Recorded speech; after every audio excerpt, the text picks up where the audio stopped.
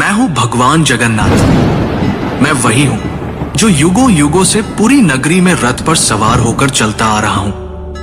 पर आज मैं तुम्हें अपने रहस्य का वो सत्य बताने आया हूं जिसे केवल भाग्यशाली ही जान पाते हैं। लोग मुझे जगन्नाथ कहते हैं, पर क्या तुम जानते हो मैं कौन हूं? मैं वही हूं जो द्वारका में श्री कृष्ण था, वही जिसने अर्जुन को गीता सुनाई, वही जिसने राधा के प्रेम को साक्षात ईश्वरत्व में बदल दिया, वही जिसने अधर्म के सामने धर्म को विजयी बनाया।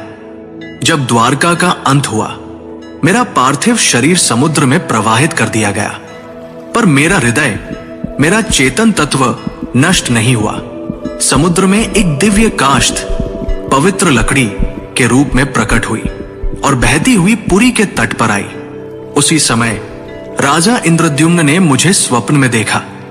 हे राजन, ये कोई साधारण लकड़ी नहीं, ये मेरा शरीर है, इससे मेरा विग्रह बनवाओ। राजा ने आदेश दिया। मूर्ति बनाने के लिए एक वृद्ध पुरुष प्रकट हुए। उन्होंने कहा, इन्हें गुप्त रूप से बनाऊंगा, कोई द्वार मत खोलना। वो कोई और नहीं, स्वयं विश्वकर्मा थे। जब मूर्तियां बन रही थी, रानी की चिंता बढ़ी। द्वार खुलवाया गया। मूर्तियां अधूरी थी। मेरे हाथ नहीं थे, मेरे चरण नहीं थे, पर तभी आकाशवाणी हुई, यही मेरा विराट रूप है, यही मेरा जगन्नाथ स्वरूप है, जहां मैं हर सीमा से परे हूं।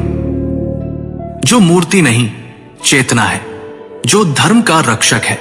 राजा ने मेरे उस दिव्य हृदय को मूर्ति में प्रतिष्ठित किया। वो हृदय जो श्री कृष्ण रूपी मेरी चेतना का केंद्र था, वो आज भी मेरी मूर्ति में वास करता है।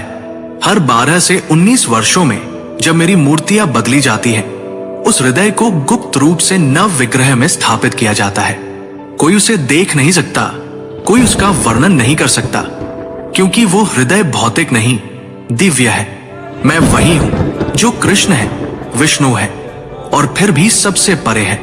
मेरी आंखें गोल हैं, क्योंकि मैं हर दिशा में देखता हूं। जब मैं अपने भाई बलभद्र और बहन सुभद्रा के साथ रथ पर सवार होता हूं, तो वो यात्रा कोई उत्सव नहीं, वो क्षण है जब मैं मंदिर से निकलकर भक्तों के हृदय तक पहुंचता हूं। जब तुम मुझे सच्चे हृदय से पुकारोगे, ओम नमो भगवते जगन्नाथाय, तो तुम पाओगे कि मैं तुमसे कभी दूर था ही नहीं।